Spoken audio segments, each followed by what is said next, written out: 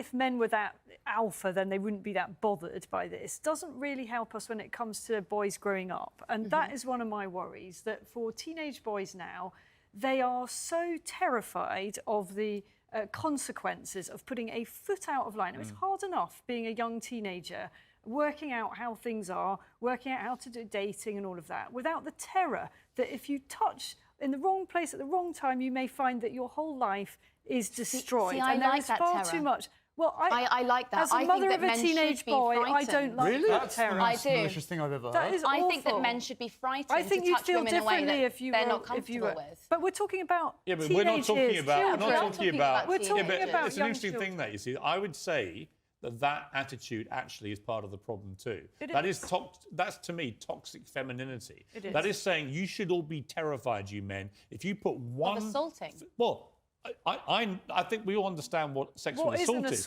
What Isabel's talking about is that young teenage clumsiness in many cases, which is now being recategorised as assault.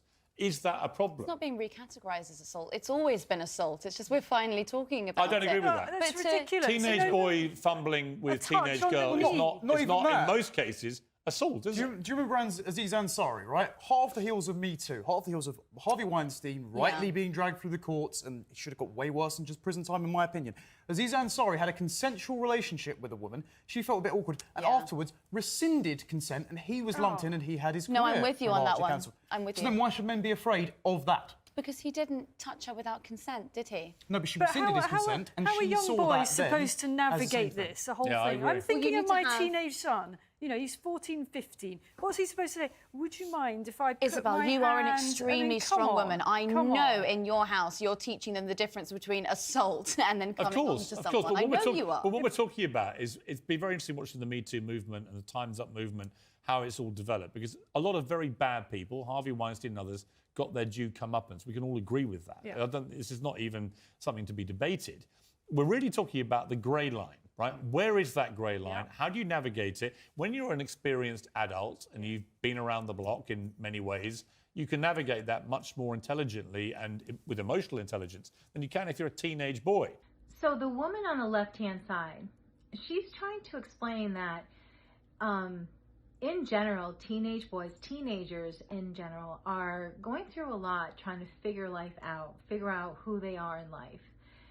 And when they're also trying to figure out when they're with a girl, you know, how that all kind of works. And if you're a boy who touches the girl in the wrong way at the wrong time, they're terrified that their whole life could be ruined. Because in today's world, sexual harassment is like quickly being called out when something like that happens.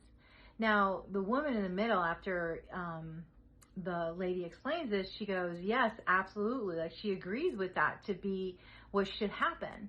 And Piers is like, that's toxic femininity for anyone to even think that. He tries to explain that sexual harassment is when you have an intent to do harm to the girl, whether she says yes or no. But if you're a teenage boy and you and the girl are exploring and you stumble upon an area that she's uncomfortable with, then she says no. And if you stop, that's not sexual harassment. That's learning to stop when a girl says no. Now, in the video, the girl and the woman in the middle says to the woman on the left, goes, you know, you are a strong woman. I'm sure you're teaching your boys the right from wrong and, you know, what this is all about.